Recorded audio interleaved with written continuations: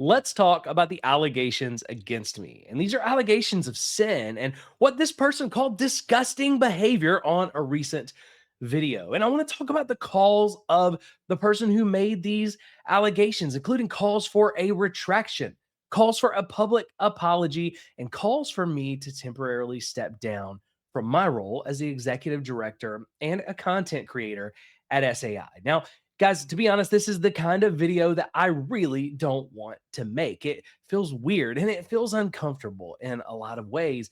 At the same time, at SAI, we don't shy away from uncomfortable conversations. We don't let comfort dictate our actions. So I think this is a video that, even though it's uncomfortable, I don't want to make it. I think it's a video that I have to make in order to set an example for churches, at least to set the example that we want to set. So buckle up tight because we're going to dive straight into a local church pastor's allegations and frustrations from a video that I recorded back in November. And what I'm going to do, I'm going to show you the basic email and allegations first because I want you to hear it straight from the horse's mouth. I don't want to color your opinion at all. Then I'm going to let you listen to the clip in question that caused the frustration, where the allegations came from. And then I want to share my responses to those allegations, my responses with evidence. And finally, I'll show you the board's responses and kind of where their investigation led and where we go from here. So let's dive in together and take a look at some recent allegations that were made against me and calls for my temporary removal.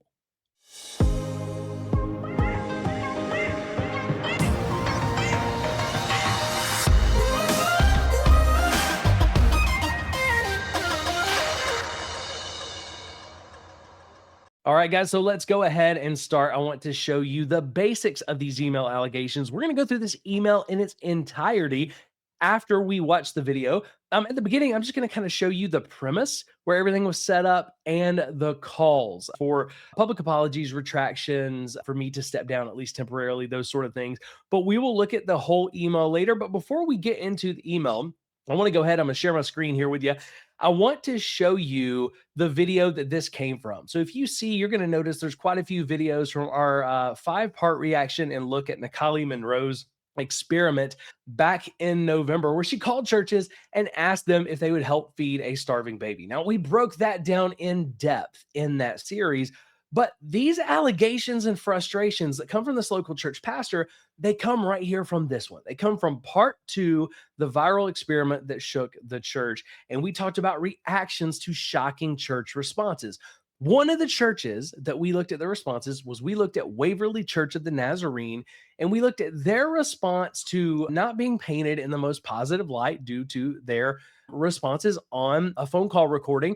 They actually sent out a letter. And in that letter, I broke it down in this video just to give you context. You can go back and watch it if you haven't.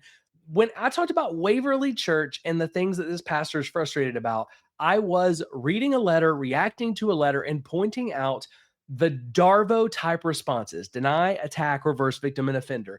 The unhelpful and can be at times very abusive responses that are used in Darvo. And they were all over this letter. So I just wanted to show them, to show these are unhelpful responses from churches. That doesn't always mean they're bad. Sometimes they are. Sometimes they're just unhelpful. But that was the context of this.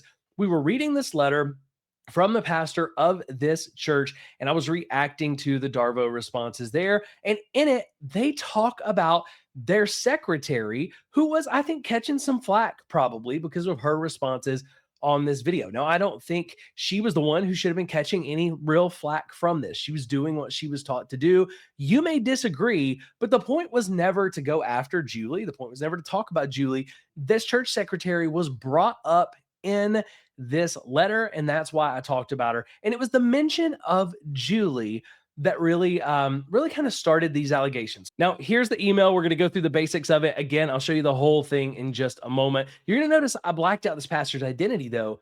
And one of the reasons why I did that is because even though he brought some pretty harsh allegations against me, and even though he and I do not agree on everything that we do, I appreciate that he had the courage to bring this to me, and I don't want to just throw him out there to everybody and throw his identity out there just because he brought allegations. So tried to hide those. I'm going to call this pastor Pastor John throughout this video. Pastor John is not his real name, but again, just to protect him. But I want to be able to talk about him. So when you hear Pastor John, that is this pastor. But he starts out, and you're going to notice the subject of this is you're out of line. Now, if you want to get someone's attention in an email, this is a great way to do it.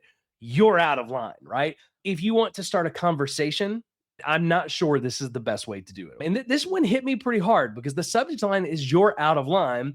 And you'll notice the date is the day before Thanksgiving. So I get this the day before Thanksgiving, you're out of line. And it's from a pastor that I've known and I've talked to about this work to my personal email. But even though it comes across harsh, and even though I immediately wanted to push back and disagree and get frustrated, we have to be better as church leaders. And I'm not a pastor anymore. I'm not a church leader anymore. But we have to be better as Christians and church leaders at actually hearing people's concerns, even when it frustrates us. Even when they bring those concerns in a way that maybe isn't the best way or the most constructive way, even if it hurts us or hurts our ego, we have to be willing to look at the concerns people bring and say, is there any truth to that? So, what he says, you're out of line. Jeff, I watched the videos about your response to the social experiment on YouTube. Okay, truthfully, I watched about one and a half of the videos. I stopped after your appalling comments where you compared that church secretary to Robert Morris. Now, again, I'm not going to get into any of that here in just a second. I'm going to show you the video. Then I'll show you, my thoughts and the evidence. You can decide for yourself if I did that. I do think it's important to note, though, that this person did not watch the entire video. They didn't even watch the entire segment that I'm going to send to you. And that can be important because we can miss important context. But he said this, I watched enough to know, bolded, underlined, you're out of line. Okay, so the number one allegation here is that something that I did on a video was way out of line. That is a biblical reproach. You are out of line. You miss God's standard. This is a reproach. Now we got to see where he's going with this reproach, exactly what the reproach looks like, what he's wanting me to do to make it right. But that is the reproach that I am out of line. Now he says, I'm sure in all the other videos you make some interesting points. I really do. But when it got to the point where you said the following quote, I think you lost the ability to speak about this any further.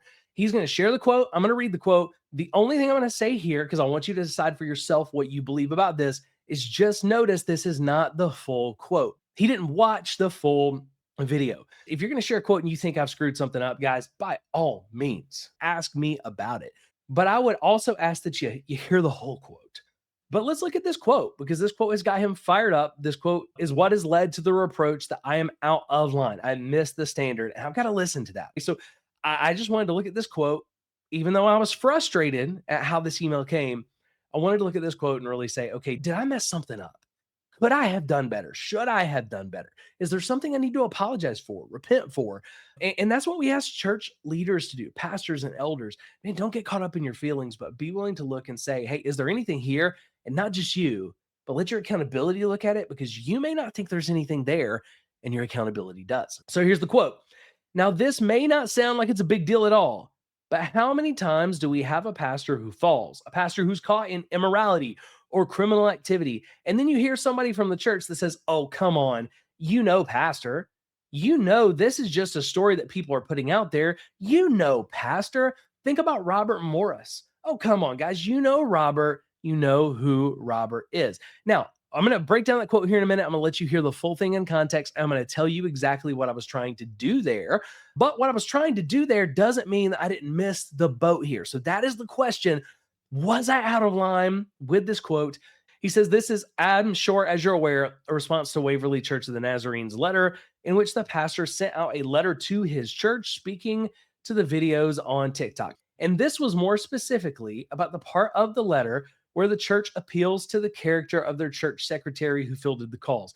I want you to remember that phrase, appeals to the character, because I think that phrase is going to help us decipher the truth of was I out of line or not, and how far out of line was I. It's also going to help us to decipher the truth of, I think, why Pastor John was so frustrated. This idea of an appeal to character. And then I want to show you kind of just where he gives his calls to action. I know this email has gotten long. I'll show you all the rest of it later. And I'm not sure if you've even read this far. And Pastor John, if you're listening, I read this email all the way through probably 5 or 6 times before I shared it with anybody. And then I shared it with the board. They read it. I sent them everything. I sent them evidence. They poured through it for weeks. Okay. So, yes, if you're wondering, I did read every single bit of this email. Now, we get so many emails, we can't respond to most of them. So, I apologize if you have sent an email and we haven't been able to respond. SAIs ran almost completely volunteer. And I answer most of the emails. I don't have the bandwidth to do all that, but there's certain things that get triggered. If somebody sends an email that looks like it's allegations, like you're out of line, that's immediately going to get triggered to go to the board. If there's a concern, we're going to try to read that. And if you flag something for the board, that's going to get sent to the board and they're going to read it. But he says, I know this email has gotten long and I'm not sure if you'll even read this far, but if you have, I'll wrap it up here. What you said about this situation, here's where he's going to put meat on the bone to this reproach. What you said about this situation is completely out of line. To even mention the name of a faithful church secretary, he's talking about Julie, in a similar vein to Robert Morris, who was indicted for statutory rape. But he says it's beyond appalling that I would make that comparison. Now, I would ask the question, you are going to have to decide, the board had to decide in this situation. I don't think I made that comparison, but we got to decide based on the evidence. Because just because I don't think I made that comparison or I didn't mean to make that comparison, I had to go back and look at it as well. He says to suggest that the church is wrong for defending their secretary from public attacks on her character, for declining to help someone who is obviously lying, mind you, and suggesting it's similar to a church trying to distract people from rape allegations is disgusting and frankly sinful. So again, he says this is out of line, it's disgusting, it's sinful. He is saying I've sinfully, that he doesn't really say what the sin is, but he says I have sinfully missed God's standard, stepped way out of line by comparing Julie to Robert Morris. Again, I'm going to ask you to watch and decide for yourself once you see the evidence. Is that the comparison that was made? But that is his allegations, what he's frustrated about. He says, I don't know what accountability structure you have for the podcast. This is a great question. And I hope you have one for all the calling out of churches and pastors you do of not having accountability, which is a good thing, by the way. I would hope that you would have yours and it would be publicly known. And actually, we do. I'm going to show that to you here in just a second. But he says, because I don't know who that may be, I have to resort to this being a conversation simply between you and I, and my prayers that you heed my advice here. So a couple of things I want you to know before we jump into actually looking at what was said, showing the evidence and the board's responses. There's just some misconceptions here by Pastor John. And again, I'm not bagging on Pastor John. These are just important misconceptions. One, yes, we do have accountability. And I think he's spot on for all the calling out of churches that we do. We need accountability. I need accountability. Okay. So when you actually look right here, if you go to Spiritual Abuse Institute, you look at our leadership, you will find our board. You'll notice me on there, but you'll also notice there's a little note that says I am not a voting member because I don't even have a vote on the board. But if you look down there at the bottom, it actually says if you want to contact the SAI board, here's how you do it, how you send the email, the subject line that you use. So I throw that out there just so that you all can actually see, yes, there is public accountability and it is available. Now, for Pastor John, here's just where I would encourage you if you're going to send something, but I would also encourage Pastor John. He got frustrated and he stopped listening. He didn't listen to the full quote. He didn't listen to the full segment. And that's his prerogative. But by doing that, I think he missed some important pieces to the context. But also, he said, hey, I don't know who your accountability is. It doesn't feel like he looked very hard. And again, he doesn't have to. That's not his responsibility. But I want you all to know, and I want Pastor John to know, that is out there. It's publicly available. It's easily available. And we talked about it on the podcast before. So I just want to make it clear. I am not trying to hide my accountability or how the board is contacted. The board is not trying to hide that. That is very easily on the website, has been really from day one, because we want people to understand that we have real accountability, because I think he's spot on. I need that accountability. But he says, I have to resort to this being a conversation simply between you and I. And guys, here's the reality. If he didn't know how to contact the board, I could have said, you know what? I can keep this between me and Pastor John and nobody will ever know. And I can just ignore it. Nobody will ever know. But here's what I did. A couple of days after Thanksgiving, I let the board enjoy their holiday. And then I sent them this email. And they read this email before they read my responses, before they read my evidence, before they read anything else, because I wanted them, just like you, I wanted them to hear from John. I wanted them to hear from John's heart. So He thought, hey, I might have to resort to this just being between me and you. I took the prerogative because it's what my accountability requires of me to go ahead and put that out there. Now, because that was my personal email, maybe I could have hidden it, but I went ahead and did what I was supposed to do. And if you send something marked for the board to the SAI email, I'm not the only person who has access to that. Our board president has access to that. So if you send those things, I just want Pastor John to know, hey, I didn't want to hide this. I don't want this to stay between me and you. That's why I brought other people into the process. But here are his 3 calls. He says, here's what I encourage you to do. Number 1, apologize to Julie and Waverly Church of the Nazarene.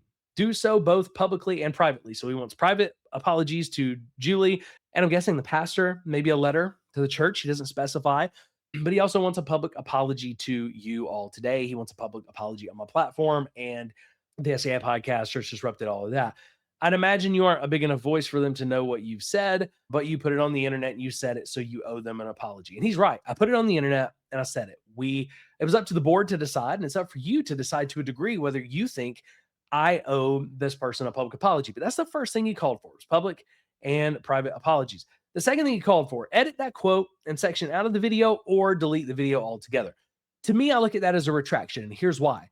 We don't edit quotes in videos. First of all, I don't even know how. I don't think you can edit just a piece out of a YouTube video after it's aired. Maybe you can. We don't do that, and I don't know how to do that.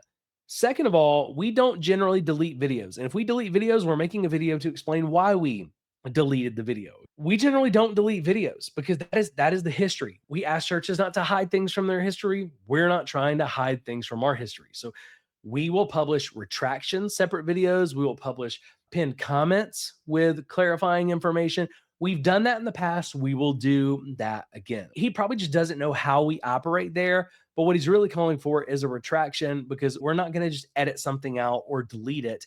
That's if I did something wrong in this video, okay, if his allegations are true, then I need to own that publicly, not just delete it. And then the third thing that he calls for here was take a break. I'm sure that delving into the messy parts of church can be tough, and I'm glad you're doing it. I really do believe John is glad that I'm doing it, but I suspect that you've seen enough that it's blurring the lines of what is good and what is bad. My pushback to John there is that I think he's thinking of this more as good and bad than I am. I don't think of churches as good and bad. Every church is both good and bad. I think of actions. Let's just take a look at the actions. You can have a really good church that has a bad day, a really good leader that has a bad day. What we got to do is we got to judge each action. And when an action's out of line, just like he's alleging here, I've got to judge these actions. If my actions are out of line, then I've got to do something about it. But it's not about good and bad. Every person on this planet has both good and bad in them. Every church on this planet has both good and bad in them. So we're not in the business of labeling churches as good or bad. We're labeling actions and systems. Are these safe? Are they potentially problematic? Have they hurt people? That's what we're looking at here. And in this particular letter, it was mainly, hey, some of these are problematic and have hurt people in the past. Some of these might hurt people if they're being used, but we're saying, hey, these are Darvo actions. We talk a lot about Darvo actions. Darvo actions is something that we can never support. So you can have a good church that writes a letter and engages in Darvo because they don't know any better, right? But we're not saying that Waverly Church was bad. We never say that a church is bad or good generally, unless their actions and track record over a time have said, okay, generally this is where they're at. But he says you're treating everything with the same approach, and this video was evidence of when that works against you. Now, I will allow you to decide. I mean, the board decided for me whether I was doing this, whether this worked against me. But I will say, yes, we do treat everything with the same approach because we're looking at a standard. What is the biblical standard for the church? What is the biblical standard for a church that is safe? And that's what we're asking people too. So I do want to operate with that approach, but I don't want the lines to get blurred to where I see evil around every corner and everything a church does, I'm looking for what is bad. I don't want to get there. He gives an example of him taking a break from the pulpit just to say he thinks I need to take a break. But he says, I fear you've gone to the extreme of attacking the bride of Christ for wrongs they haven't done. Again, I'll let you decide. Do you think that I've done that? Once you listen to all this, you see the evidence. Did I attack the bride of Christ? If so, I need to apologize for that. I need to repent of that, especially if I attacked them of wrongs that they haven't done. Bottom line, I know you love the church, but your content lately tells a different story. He doesn't give any examples of other content, just this one. So honestly, when I get stuff like this, guys, here's how I handle it. If I'm not getting examples of other content, then I'm just focusing on this content. So It sounds to me like it's not my content lately that tells a different story. It's this video and this particular quote of the video that he would think tells a different story. But he says, that's a sad statement. I've appreciated your work, but I will not continue to watch if you're going to use that content to disparage, lie about, and further attack faithful churches and faithful church leaders who don't do anything wrong. So, again, that's more of the specific reproach. What is my sin? I have disparaged, I have lied about, and I have attacked churches and leaders who didn't do anything wrong. So, when you package all that up together, what he's describing is legal defamation. If I lied about people doing something wrong, they didn't to hurt their reputation, then that would be legal defamation. That's a big charge. All right. And it's one that we have to be very careful of here because there's a lot of churches that would like to sue us. So you may look at this email and you go, oh man, this is just somebody that was hurt, Jeff. Why are you acting like these are serious allegations? Well, he's already called it sin. When he calls it disparagement, lying about people and attacking churches, what he's describing is something that is actually a criminal act, right? So if I need to repent of this, I need to repent of this and thank my lucky stars that we didn't get sued. And if I didn't do this, then I need to show why I didn't do this, but then ask beyond that piece, is there something I do need to repent of that he didn't say? Is there something that I need to apologize for? Are there lessons that we need to learn? But here's what he says. Please, I implore you, stop the foolishness. Apologize, remove the video, and take a break. So we're going to see, do I need to apologize? I'll let you know where that goes. Do I need to step down temporarily? You heard his charges.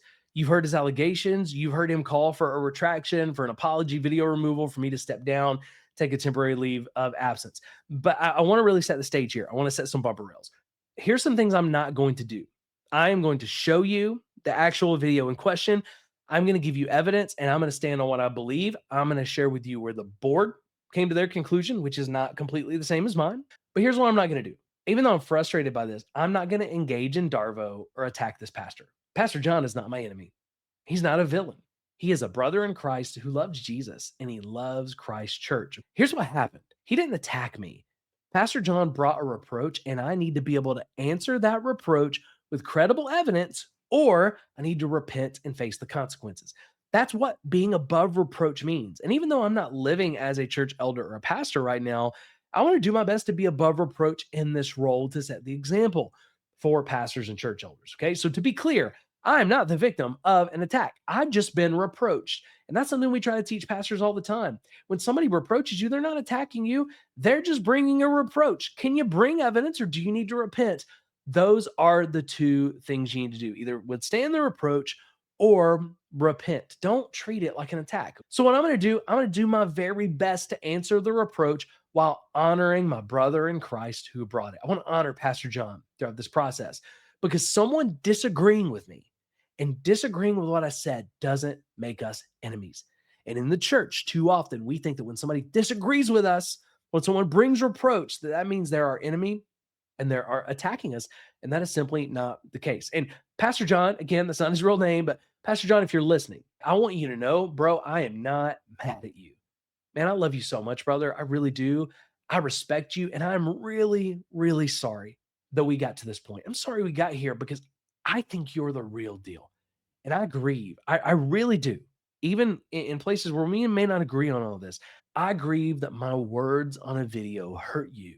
And I grieve that my words let us hear and me having to make this video. But with that being said, I'm gonna do my best to honor John, but I also want to just try to find the truth in this. This isn't about protecting myself. It's not about honoring John. It's about finding the truth while trying to honor everybody involved. So let's go ahead and let's look at the video segment in question. I'm going to share my intent with you. And again, intent doesn't erase impact. So maybe I had a good intention and it didn't actually get executed well. Maybe it did. So I'm going to show you the actual content, my intent, and I'm going to clarify kind of what was going on there. And then I will address the specific email allegations in full after you see the video. And then I'm going to share the board response with you. Okay. So let's go ahead and let's jump in and let's listen to this. And this is a little weird. I do a lot of reaction videos. I don't react to myself.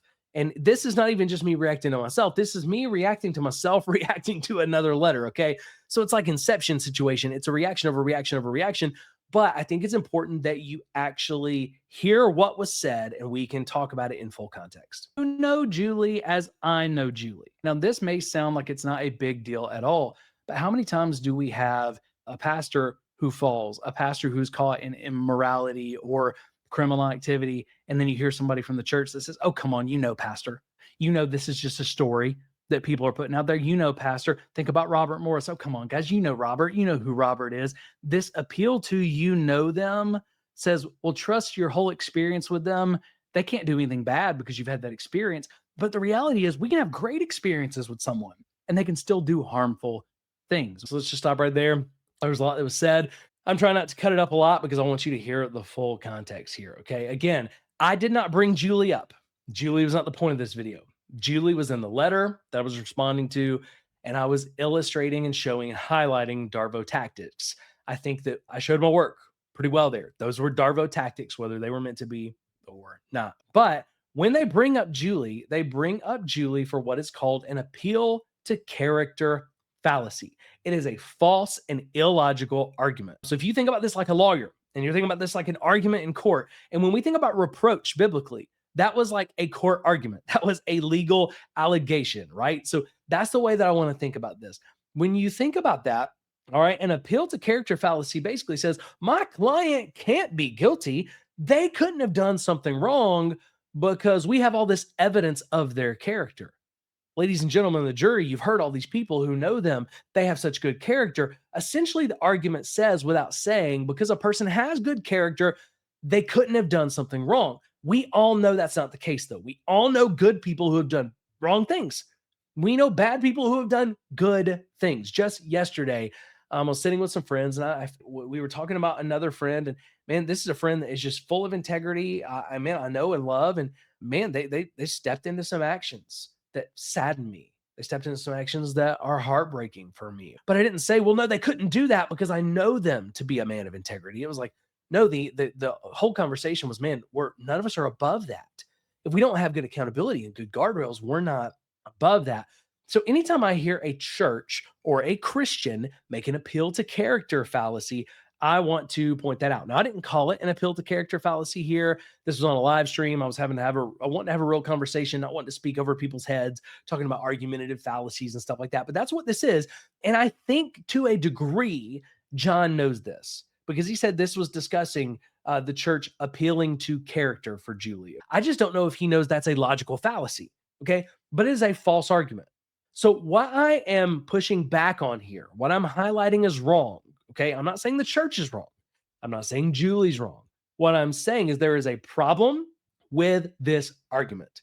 I'm not saying the church is dangerous. I'm not saying Julie is dangerous. I'm saying this argument is a false, illogical argument that can be dangerous. And I said, okay, how many times I started it this way. This may seem very small to you. You heard that. And I knew that some people were probably going to get frustrated by this. I knew this was going to sound like I was majoring on minors. But the reason why this is a big deal and I wanted to talk about it was I gave the example. Okay, so you may have Julie here and say the church appealing to Julie's character, there's nothing wrong with that. That's what John said. There's nothing wrong with that. But if you take it to an extreme, and if you listen to my podcast interview with Casey Thornton, we talked about sometimes taking things to extremes helps us to get a clearer view of them, okay? When you take it to an extreme case like Robert Morris, not only were there people in my comments and in my mentions telling me that I was attacking the bride of Christ, what John accused me of, because I was pushing against Robert Morris a year and a half ago. Not only were they doing that, they still are. I still have people after Robert Morris has pled guilty who are in my comments telling me that I am wrong, telling me that I am in sin, bringing all this reproach because of Robert. That, man, look at all the good he did. It's an appeal to character. So I use this example, and I think this is the place where I've got to be most careful. This is something that I've really learned from this. I wasn't as clear as I could have been before using a charged example. I should have been more clear when using a charged example like Robert Morris to help people understand I was not making this comparison. Now, I think when you hear this, I don't think you're going to hear me ever compare Julie directly to Robert Morris or compare Julie's actions to Robert's actions. Julie and Robert is not what's being compared here. What is being compared here? This was my intention, and I believe it's what I did. Although I should have been more clear, and I've got to own that. when using a charged example like Robert Morris, it's going to be easy for people just to tune out and tune off, right? And I can't just use the excuse they didn't listen to the whole thing, right? That's not just completely on them. So I need to be careful there. But the point was, I wanted to point out this appeal to character fallacy and say it may not seem like a big deal here, but here's what this looks like when it's full grown. Scripture talks about sin when it's full grown leads to death, right? Here's what it looks like in an extreme with Robert Morris. There were people who believed that and still believe that even after he has pled guilty to 5 counts of indecent and lewd acts with a child, guys. If anything, what I was pushing back on was this false argument. This false argument is dangerous. It can be used to hurt people, just like it did in the situation with Robert Morris. So even if we don't think it's a big deal here with Julie, it's not helpful for them to use it in the letter. It could potentially be dangerous down the road. That's something that churches don't need to do, though. I didn't even really push back on the pastor that hard. I pushed back on the action. And this appeal to character. You know Julie as I know Julie. Her character's great, so she couldn't have done anything bad. That's not it. Instead of responding to the pushback they were getting and responding to, hey, here's why we declined to help feed this baby. Here's why we reacted this way to this person. Instead of actually dealing with any of that, it's just an appeal to character. So that's what I was doing there. And then you're going to hear, I try to be very clear. We know by this point, Pastor John said that he clicked off. I want you to listen to the rest of this and see if this makes it even more clear that I was not trying to attack Julie in any way. So this is kind of a false appeal to your relationship with a person. You know Julie as I know Julie. She serves with excellence and empathy. Julie is to be commended for her wisdom, discernment, and willingness to graciously assist people who have legitimate needs. So there's a lot of things going on there. Now, first of all, let me say, I don't know Julie. Julie's probably a great person. So I'm not dogging on Julie, but you. Okay. I wanted to be clear. Did you just hear that?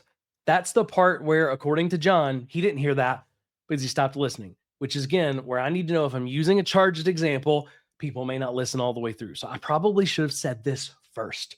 Okay. And that's a place where I'm trying to learn. At the same time, live content's hard, guys. And that was done live. But I did want to make it clear. Look, I'm not attacking Julie. Julie's probably a good person. I don't know her. This isn't about Julie. This is about this type of argument, this fallacy of an argument and the damage it can do. You know Julie, so you can't trust this lady. You got to trust what you know. She serves with excellence and empathy, and she very well may. Go back and listen to that call in part 1, though. Julie did not serve with excellence, and there was very little empathy. That was one of the first things I said was, I'm struggling. Where is the empathy? So you can say she serves with excellence and empathy all you want. In that moment, I don't think that was true. But her serving with excellence and empathy means that this other person, man, they're just lying about her. They're trying to make her look bad because we know who Julie is, but we don't know this Nikali person. Julie's. All right. So again, I tried to explain very clearly. This is not an attack against Julie. I don't know Julie. Julie's probably a good person. Here's this argument. Here's what it does. To be commended for her wisdom, discernment, willingness to graciously assist people in need. Maybe she is to be commended. But again, by her being commended, then that means, well, all right, well, then we got to know if she's commendable, then this other person making anything look bad about how she responded, well, then they must be the evil one. And then this is insidious. This is small, but do you see how if you know this church and you have a relationship with these people, how hard would it be to disbelieve them at this point? Because everything in you is going to want to believe them. All right. Now, I said something there. This is another charged word. Robert Morris was a charged example. So you may say, Jeff, should you have used the Robert Morris example? I don't even know the answer to that. I know I need to be more careful when I use charged examples. I'll tell you why I use the example and why I would probably use it again. But insidious, I said, that's insidious. That's a charged word. So I want to show you all as well, if I can. Let me get off the email here. I want to look at a couple of definitions of insidious, and this is going to help you to understand why I said this and why I used the charged language that I did. Insidious, if you look at the Oxford Dictionary, just Googling it, proceeding in a gradual, subtle way, but with harmful effects. And again, what I was trying to show here, this was my intent. You can decide if I did a good job or not of it. I think at least the evidence is there. If someone said, oh, this is defamation, which is essentially what I felt accused of here, if that was taken to court, I think there's very good evidence this is not defamation, clear, black and white. But it says proceeding in a gradual, subtle way with harmful effects. This argument, it doesn't seem, that's what I started out with. It doesn't seem like a big deal. It is subtle. It is gradual. But if churches will use it here, they will use it in the future. And This can be very, very dangerous. Okay. And while I don't think it was dangerous in this situation, I think it was unhelpful and unchristlike because it basically shut down the concerns about Necali's experiment. It shut down people's concerns about how the church reacted the way they did to just say, hey, well, you know Julie's character, you don't know this other person. Okay. So I do think there was a problem with it there. Let's look at Merriam Webster, though. Insidious, what does it mean? Causing harm in a way that is gradual or not easily noticed, especially having a gradual or cumulative or negative effect. And to me, when I think about this kind of fallacy, I would say it is gradual, it's hard to notice, it's subtle, but it has a very negative and potentially very harmful effect. That's why I called it insidious. Okay. So my intent in that section of the video, and you see I move on and I'm really just going through the letter. I was responding to that part of the letter. The concern with that part of the letter was not Julie. The concern with that part of the letter was not Robert Morris. The concern with that part of the letter was it was a prime example of an appeal to character fallacy. And I used Robert Morris as an extreme example of an appeal to character fallacy that we now know to have been untrue and to have been very, very harmful. And I use that because without having to explain it, without having to connect the dots or talk about the behavior or anything else in that original video, most people would be familiar with it. Again, if I had it to do over again, I would use the example. What I would have done is I would have said this is not an attack against Julie earlier. And in a perfect world, I would have said, hey, I'm going to make this comparison, but I'm not comparing this secretary. I'm not comparing Julie's actions or behavior or her morality. I'm not comparing her with Robert Morris. I'm comparing two uses of this argument. And for that, again, I just have to repent of the lack of clarity because that's my job as a communicator. I'm not going to be perfect. I'm going to make mistakes, especially live, but I need to fight as hard as I possibly can to be as clear as I possibly can because I don't want to cause issues like this. But let's go ahead. Let's look together. I want to look at this full email and I want to go ahead and answer the allegations now that you have seen this. Okay. He asked some very important questions and he levies some allegations. Is defending the church secretary really the same as defending Robert Morris? Do you genuinely believe that? Okay. And here's what I would say. You go back, you look at that video, you look at the full video. If you want to listen to the full one, you want to listen to the live stream. Nowhere will you find me actually doing this. I don't say that defending the church secretary is the same as defending Robert Morris. I say the church's response of you know Julie like I know Julie is an appeal to character fallacy. And with Robert Morris is another example of an appeal to character fallacy. The only comparison is these are both places where a dangerous appeal to character fallacy showed up. Okay. So no, I would say the evidence would show one, I'll tell you, no, I don't believe that. Two, the evidence doesn't show it. That's a false assumption, John. And I get how you got there. I get that you were frustrated. But I think if you had listened all the way through, and I think if you had listened and tried to listen with a neutral heart, I think you would just seen that I never did that. That takes some assumption and it takes putting some things there that weren't there. Okay. Again, not trying to dishonor John in any way, but so that first kind of allegation, it's no, I don't believe that. And I never said I believe that. You might not like how the church handled the call, but the secretary did nothing immoral, illegal, or unbiblical. I didn't say she did anything immoral, at least specifically not there. That's not what we're talking about. I didn't say she did anything illegal. I'm not sure. And this was from another video, not so much that one, but from another video when we actually listened to her call. I'm not sure that she handled Nikali's call in a biblical way, but that's up for debate. What I didn't do was I didn't make allegations like John did, and I didn't call for Julie to be removed. Okay. So, yeah, you're saying I may not like the way that she made the call, but she didn't do anything immoral, illegal, or unbiblical. I didn't say she did, John. And yet she's being attacked online for it. I don't know anything about her being attacked online for it. He's the only person who's told me that. It wouldn't surprise me. The internet's kind of a cesspool of a place sometimes. I get attacked online all the time. Okay. But if she's being attacked online for it, she's not being attacked online for it, John, because of what I said. She's being attacked online for it because of the way that the church, not just her, the way the church responded to this. And what I was trying to show in that letter, I think this actually does more damage than good. I actually think this kind of a letter makes those attacks worse because nothing about that appeal to character is going to stop those attacks. What it's going to do is it's going to try to close people's ears in their church from hearing those concerns. And some of them may be attacks. I'm not denying that. Others may be valid concerns. We just got to be careful to hear from it. I don't know what's going on and what she's hearing. And he says, now when the church appeals in a letter to the church congregation to the character of their secretary, and I will just say this didn't just go out to the church congregation because I got it. It was made public. I'm responding to it. Okay. But yes, when she appeals to the character of the secretary, they are according to you in the wrong. Again, I'm not saying they're wrong. I'm not saying they're bad. I'm not saying anything like that. I'm saying an appeal to character, which you just acknowledged they used. An appeal to character is a false argument. It's an appeal to character fallacy. It's a false argument. It's an illogical argument. It does more harm than good. So, yes, John, that is what I'm saying. It's not about immorality. It's not about illegal actions. It's not about unbiblical actions. It's not about Julie being attacked. It's about an example of the church. And Julie didn't write this letter. If anything, it would be the pastor or the elders who wrote this letter. So this wasn't an attack against Julie. If I was going to apologize to anybody for an attack, it would be the pastor of this church. And I still don't think that I attacked him. You guys can decide that, okay? But what he is upset about so far, it seems to be putting words in my mouth that weren't said in the video. I never said that the church defending the secretary was the same as Robert Morris.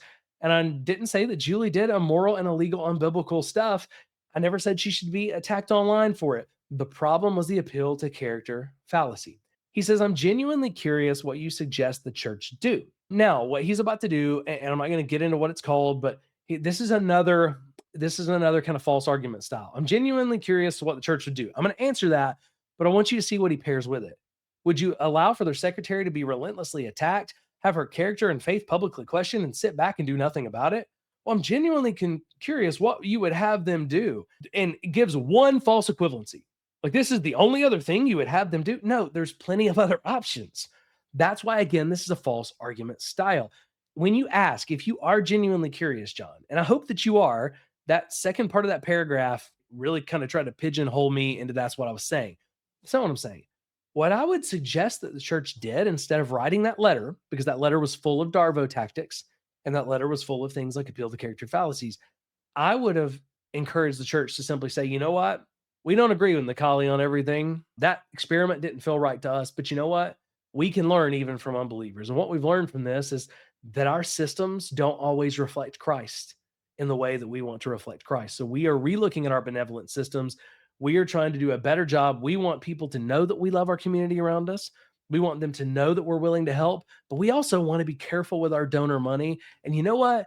Our systems, the thing that breaks our heart the most is that our systems not working on that phone call. It painted Julie in a bad light. And you know what? That wasn't Julie. Julie was doing what we told Julie to do. Julie was following our systems. That has nothing to do with Julie. That's on me as the pastor. That's on us as the leadership of the church. So you know what? Julie's incredible. Please don't attack Julie. Pray for Julie because some people are attacking her online.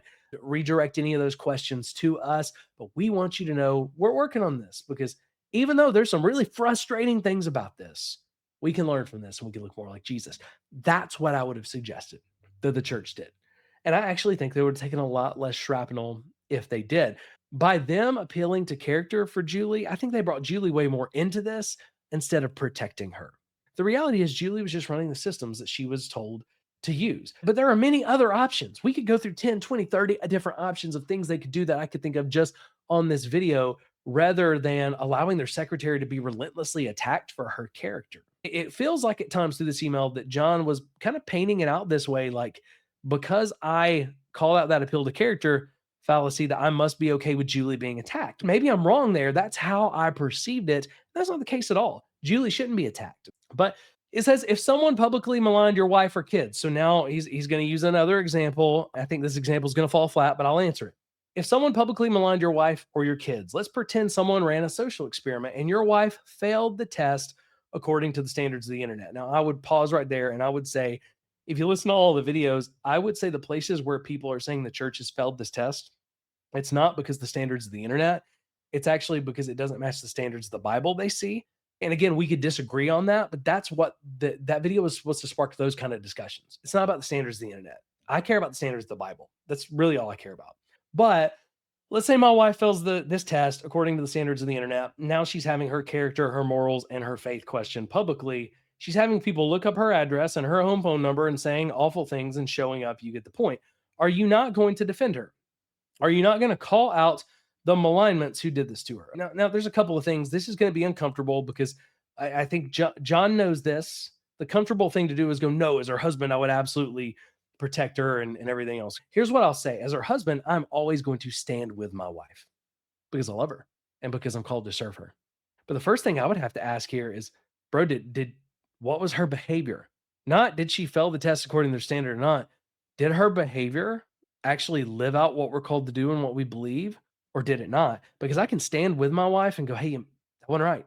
And my wife can stand with me and go, yeah, that's not right.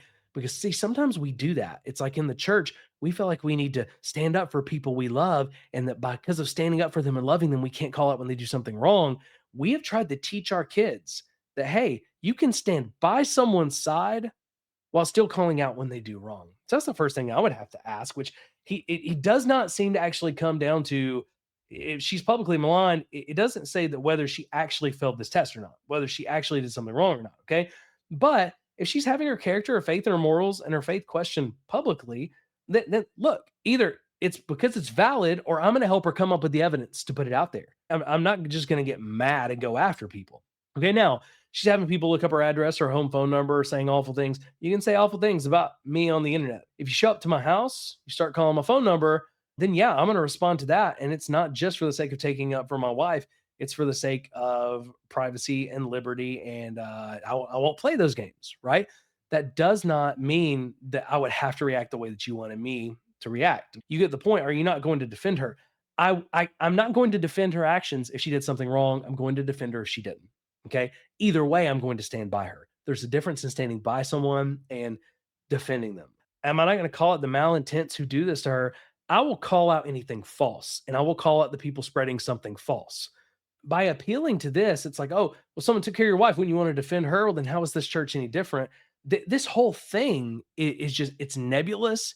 It doesn't discuss whether something was actually done wrong. It doesn't discuss the difference between standing up for, standing with, and defending, right? So let's look at this. Let's say she didn't do anything wrong and I defended her. And yes, I would defend her in that situation. Do you want to know what I wouldn't do, John? I wouldn't appeal to her character. Well, hey, you guys know my wife and you know all the good that she's done, because I know that having a track record of doing good doesn't mean that you can't do something bad. That is a logical fallacy. It's a bad argument. So no, I wouldn't use her. The issue was not this church defending her, okay? The issue was how they did it. He says Darvo is a real thing. It's a real thing done by churches. I think your content does well to show that when it happens. I appreciate that. And I think this content did well to show it when it happened. There's not a single place where he pointed out where he said you were wrong about the Darvo. Now, he didn't listen far in, so he may not have seen that. I don't think he would have pointed this out as wrong if he listened to the whole thing. But he says, however, I think you have to be careful that you don't see every single church response through a Darvo lens. I would disagree with that. I think with every single church response, I'm looking for a lot of things. Is this a biblical response or not? Is this a Darvo response or not?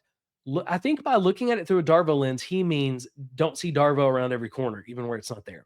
But what he said, all I can go off is what he actually typed. Seeing everything through a Darvo lens is simply, is this Darvo or is it not? Does it fit Darvo or does it not? Waverly Church and the Nazarenes letter fit Darvo. It just did. I showed the evidence for it in that letter. I would show the evidence for it in court, and I will stand on that. I'm not going to apologize for that. Again, my lack of clarity, I think, is what led us here. There are things I need to do better, but I don't think there was anything wrong with what I pointed out as Darvo. So again, he says you're using the same approach to everything. Yes, we're saying, does this meet the biblical standard? And when we're looking at responses to allegations of sin, immorality, struggle, anything like that, then we're looking, is this Darvo or is it not? And Waverly Church of the Nazarenes letter fit that Darvo description. Specifically, this that we talked about, Julie, it was an appeal to character fallacy, period. That's what it was. I'm not looking through an appeal to character fallacy lens. I'm looking through, is this a valid or invalid argument lens? So yes, I do. Sometimes a church is well within its rights to defend themselves publicly and to defend the character of their servants. And I totally agree, John. Defending their character was not the point. Their rights were not the point. The point was they used in their defense an appeal to character fallacy. And appeal to character fallacies are not only bad arguments, they're harmful. And if they're let grow, they become much more harmful. So I think the biggest issue with this, if John and I could have had a conversation, a lot of this could have been headed off, because he's operating off of assumptions of things that he thinks were said and done that weren't done. And in places, there are things that he thinks are done that are wrong that aren't wrong, right? Yes, I'm going to look and say, is this Darvo or is it not? It's not about whether I want it to be Darvo or whether I like or dislike the church. Does it meet the evidence or not? And again, I would challenge him. If there's something I said in that video that was Darvo that didn't meet the evidence of Darvo, give me counter evidence.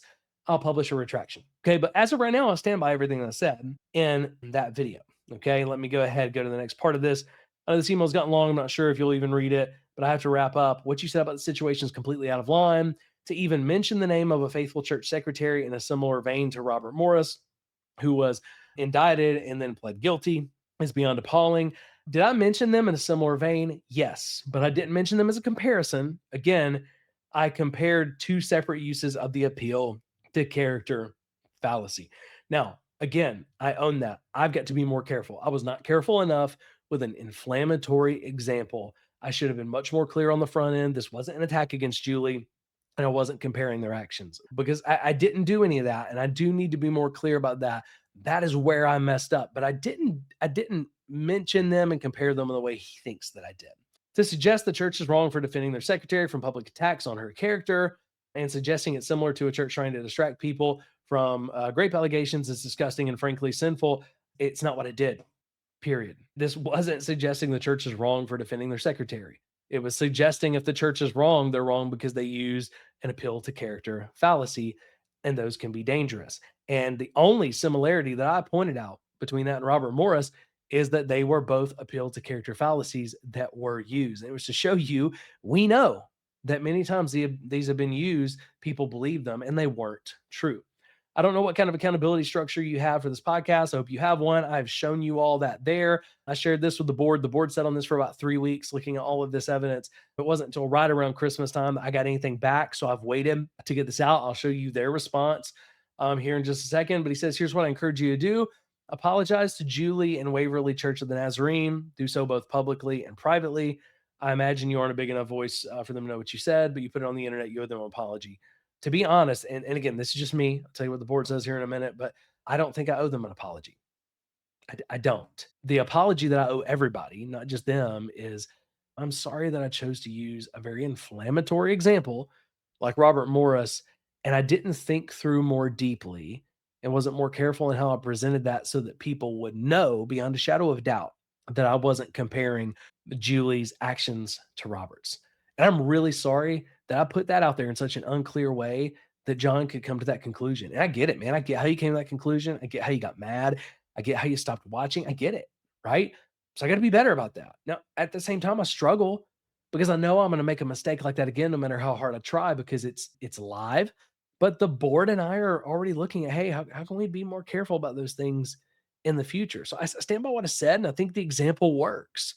I think the example is one I would use again, but I should have been more careful, right? So I can apologize for that, but that's to everybody. That's not just to Julie. I'm not apologizing for the things you asked me to apologize for because I didn't say them. I didn't do them. Edit that quote out or in the section of the video or delete the video altogether. We don't edit quotes out of videos. We don't delete videos. But here's what we did. If you go to that live stream and you go to the video, in both of them, you're going to find a pinned comment, and the pinned comment actually gives you this is something that the board actually wrote. I want to clarify a point from this episode for those who may have not heard the full context. Again, because the full context does clarify it. But I want to clarify a point from this episode for those who may not have heard the full context regarding my comments about the Waverly Church letter. My intent was to critique a type of argument, appeal to character, that can sometimes be used to deflect legitimate questions, not to compare any individual to Robert Morris or to suggest any moral or criminal equivalence. I recognize that referencing Robert Morris in this discussion may have landed strongly for some listeners, and I regret any confusion or offense that it caused. And guys, I really do.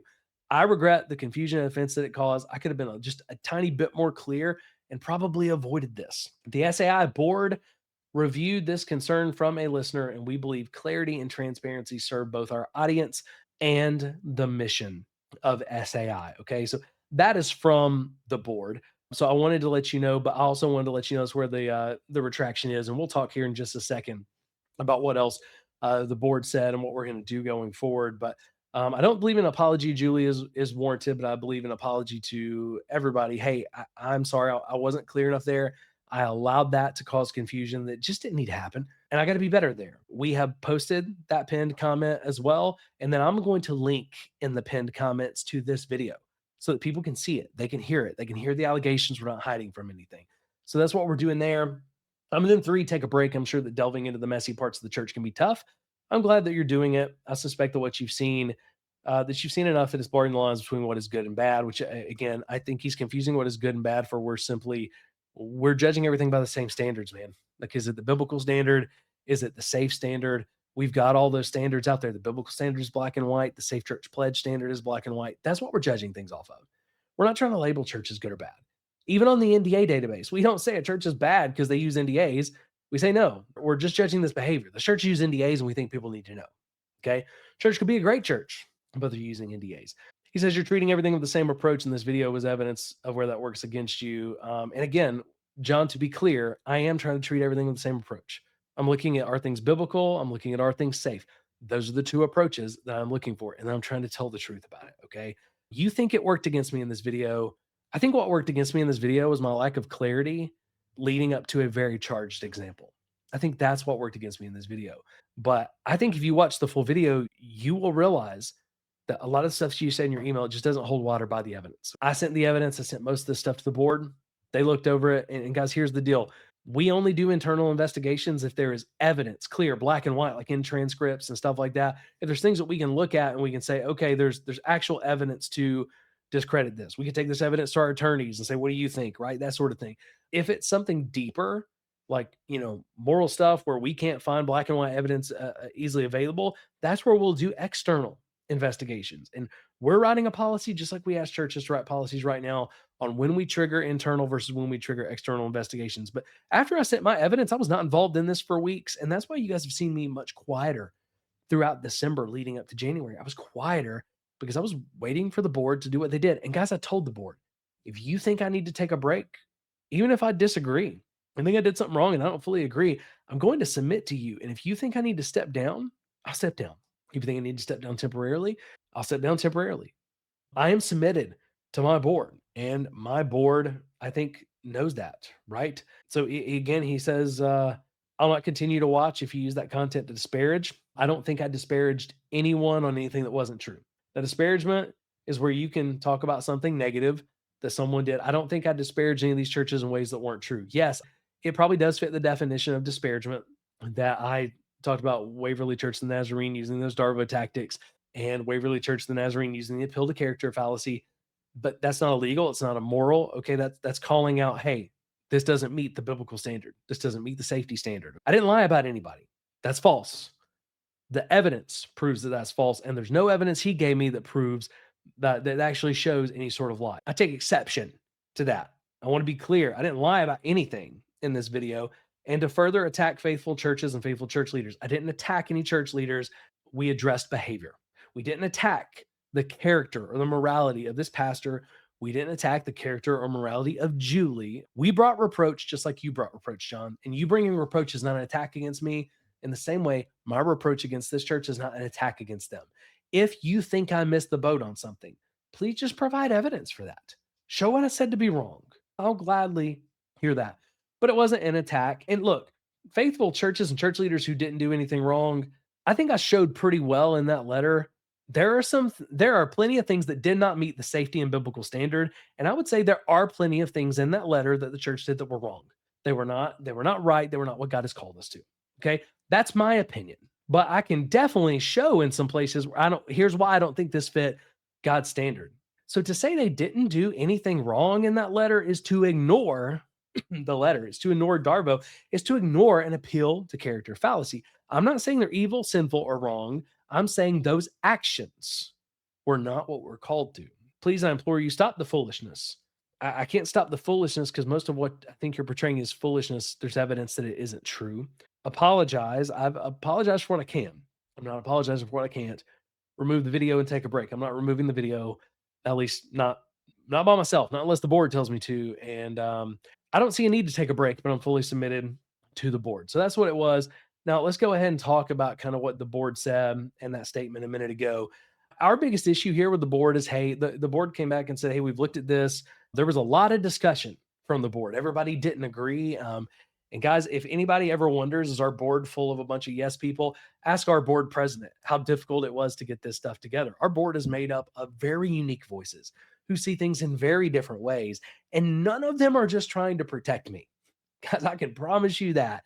They're not just trying to protect me. They're willing to call me out. I've gotten called out before. I'll get called out again. Okay. What they looked at was they said, hey, we didn't see any of these allegations basically as being true. You were comparing the argument. The concern was clarity around the charged example. We want you to make the statement so that we did. We wanted to clarify the point. We really do believe that clarity and transparency serve our audience and mission well. We are, me included, guys, we're all regretful that there was any confusion caused here. That wasn't the point. It's not what we wanted. So we got to do better about that. So the board wanted me to make the statement. But at the same time, guys, we're not just saying, okay, well, then this is gone. I'll be scheduling a meeting with the board early in the first, sometime in the first quarter, early in the year. And we're going to be discussing this isn't a regular board meeting. This is going to be discussing editorial support to help make sure that I don't step into things any more confusing. Guys, we're never going to be perfect because a lot of this is live content. So we're going to make mistakes, but the board is already trying to provide support to say, you know what? This could have been avoided. We want to help Jeff avoid that as much as possible. And I'm gonna be hearing from the board. They're gonna be showing me some places where like, hey, there's better ways to do this, right? So I'm not completely off the hook. But at the end of the day, the board came to, I think, a very similar conclusion to me that the heart of these allegations, the allegations simply don't match the evidence that was provided. But all of these allegations could have been avoided. And so that's what makes me sad. So what makes me sad was if I'd just done this better, we wouldn't be here. So, guys, I really do. I apologize from the bottom of my heart for sometimes I just get out there and I'm making content. It's easy to go really fast. And I apologize. I wasn't clear. I took a really charged example. I just threw it out there and kind of moved on and realized I needed to be clear later. And it led John to going, wow, he's making a comparison that's just turning me completely off to this. And John may have not been the only one. So I apologize for being so unclear and just being kind of and so light with that comparison, or not with that comparison, but that example that I allowed for confusion and frustration that was completely unnecessary. Now, I'm also going to say this: if we're going to challenge churches as SAI, if we're going to challenge churches to live to a higher standard, then we have to be willing to do the same. And one of our values is actually to set the example. And if you haven't seen our values, let me go ahead. I'm going to pull them up because I actually want to show you those. If you go to our website, you see our values. We wanted to live those out through this process. And we didn't want to hide this. Our first value is we embrace uncomfortable conversations. So we embrace this conversation with Pastor John, and I'm embracing this conversation with you all. I'm not hiding it. We ask tough questions. So the board and myself ask really tough questions. Guys, my first response is this is a big nothing burger and I don't want to deal with this. That's my first response in my flesh. But then I had to go, no, that's not what we do. We embrace uncomfortable conversations. We ask tough questions. So I got to ask the tough questions. What do I need to learn from this? And where did I make a mistake? And the reality is, if I hadn't been so flippant with that example and I had fought for clarity, we could have avoided this. We practice radical honesty.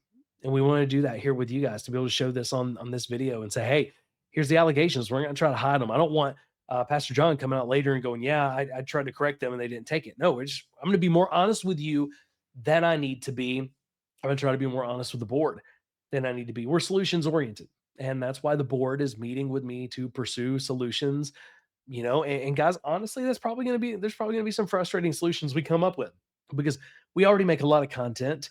It's a lot of live content. It's already hard to do. It's hard to get edited. It's hard to do all that. So yeah, I'm probably going to get frustrated by some of the solutions that we come to, but it doesn't matter because it's not about our comfort. We're pursuing solutions because we care about you. Our values, we set the example. And that's why I want to do this video. I wanted to be completely honest and transparent about these allegations, respond to them in the public, even though I didn't have to, because guys, we want to set the example for churches. And we're asking churches to do these things. We demand accountability from the church. Number six, and that means we got to demand accountability from ourselves. The board has to demand accountability from me, and I have to demand that they hold me accountable. Which again, guys, is why the first thing we did, first board meeting, they took my vote away. I don't have a vote on the board. I have no power in this organization, and I'm a steward. And if I screw it up, they'll take it away from me. And one day, if I'm not the person who needs to do it anymore, then they'll find someone else to steward it. I can't do this without accountability. And then number seven, we believe that an ounce of prevention is worth a pound of cure. We prioritize work to prevent spiritual abuse wherever possible. And that's why, again, we're having these conversations because I want you to know that while the allegations made were false, I've still got things I need to learn. I've still got things I need to learn from. I've got mistakes that I made here. I've got places I need to get better. And I'm letting you know. And then hopefully showing you all through the process that we are not hiding from these things. Like I said, guys, I'm not always going to get it right, but I'm going to do my best. And I am fully submitted to an independent board. They're definitely not yes people. And even though the board's review found no wrongdoing, we've learned from this. And like I said, the board's already working to schedule a meeting to talk about those lessons learned with me. And I want you to know we take at SAI, we take integrity in this work very seriously. And to reiterate again, I'm not mad at Pastor John. I actually have an incredibly high level of respect for him. I believe John's doing good ministry. And even though I disagree with him on this based on the evidence, I really appreciate John sharing his concerns. And I appreciate John's courage to be honest and to call me out, even though I don't like being called out, right? We need more courage in the body of Christ. So, to Pastor John, again, man, if you're listening, I want to say thank you for reaching out. Thank you for watching. And thank you for your passion for people in the church. I would hope that you wouldn't stop watching because of that quote. I hope that my answers have been sufficient for you. I hope that you would go back and you would watch all of this and that you would actually see what was going on there, that you'll look at actions. But I am sorry that I presented this content in a way that allowed you to think I was attacking Julie. Man, I would never want to attack Julie personally. That's not my intention. And to be clear, I don't think it's reality based off the evidence. But John, I recognize that the impact this had on you was real, regardless of my intention. And that's not the impact I wanted to have with this video at all. I never wanted to tune anybody out. I never wanted to hurt anybody. I never wanted anybody to think that I was besmirching Julie's name in any way. So I stand by the content and I stand by the argument I made, but I also stand by the reality that I've got to work harder going forward to be clearer, especially when I use charged examples like Robert Morris. Here's what I would ask of you all, though, not just of John. When I inevitably make mistakes, especially on live streams, because I will, I would just ask for your grace to discuss it in love and full context. I have a track record of admitting when I'm wrong and apologizing to people on live streams and everything else. And if I'm wrong, look, I'm going to submit to accountability. I'm going to make it right. If it turns out I'm right, I'm going to show you with evidence. Because if I don't have the evidence, then I'm not right. And if there's no right or wrong, we just have a disagreement, then man, I want to discuss those differences in a way that sharpens one another, in a way that encourages one another. And here's what I know. If you're listening to this podcast today, you listen to this podcast ever, you're likely listening to this podcast because you care about the church and you care about protecting people from spiritual abuse. So the reality is we're in this together and we're better together, even when we disagree. So thanks for listening. Thanks for your grace when I make mistakes. Thanks for holding me accountable when I make mistakes. And thanks for being a part of this community and fighting for safe churches, even when we don't agree on how to do it. I love you guys. I'm praying for y'all. I'm going to be back soon, mid-January. We are going to hit the content game strong again, working on some projects between now and then. But I love y'all. I'm grateful for you. And even though this is like probably the last way that I wanted to, the last kind of podcast I wanted to publish, it's our first podcast of 2025. I'm grateful that we got the opportunity to work through it, that we got the opportunity to be transparent about how we're doing this. And I'm grateful for pastors and individuals who have the courage to have voices, whether it's with other pastors, other church leaders, or with people like me to say, you know what, there's something going on here. I struggle with this. Help me to understand it, right? We will all be better when we learn how to receive reproach and take reproach. So I hope that I provided a good example of that today. But anyway, guys, that's it for this one. I'll be back with another one soon. But until then, grace and peace.